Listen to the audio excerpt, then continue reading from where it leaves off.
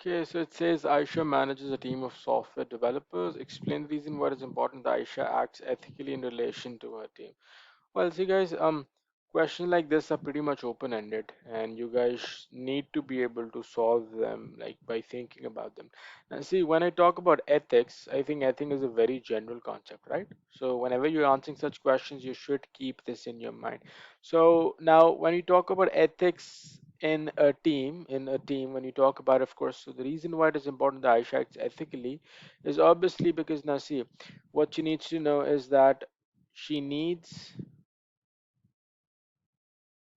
to make sure that everyone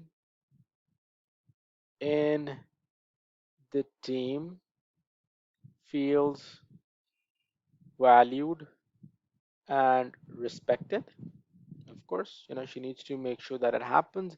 And what this will do is that this will ensure that everyone is involved, and hence the team performs teams performs well together. Because see, guys, at the end of the day, of course, the purpose of creating a team or working in teams is to make sure that we are working well together. So of course, ethically working in a team, very important to do that, especially for a manager. Now it says the team are developing a computer game where a user plays a board game such as chess against the computer. Describe the computer would use artificial intelligence to board the game. Well, see, guys, whenever we talk about artificial intelligence, you should have this in your mind that the steps are always the same. Now, what are the steps? The steps are pretty simple, and that is that, you have your computer trained. Okay, then the computer will actually use the pre-trained moves in order to play with the player, and at the same time, the computer keeps on training itself based on what the current user is playing like. So, the process of training is essentially the most important thing in your artificial intelligence, because what happens is that, you train it and it keeps on training itself also during the course as the user keeps on playing. So, we would say that the computer will be trained we'll say the computer will be trained using the basics of the game. The computer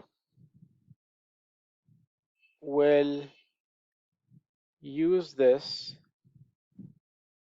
to play against the player. As the player as the player plays and uses some tactics or patterns,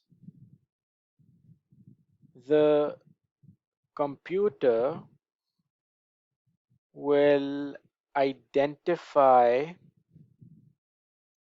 and train on them to become better and better. Simple as that. So because of course it's chess, so we'll need to know we'll say actually the basics of the game, which is essentially obviously chess that we're talking about. Okay, so simple as that. Now moving on to the next thing. Now what this refers to is that what we have different type. The final game will release under license. Of course, you've got different licenses. It's actually, I think it's a pretty open shut thing.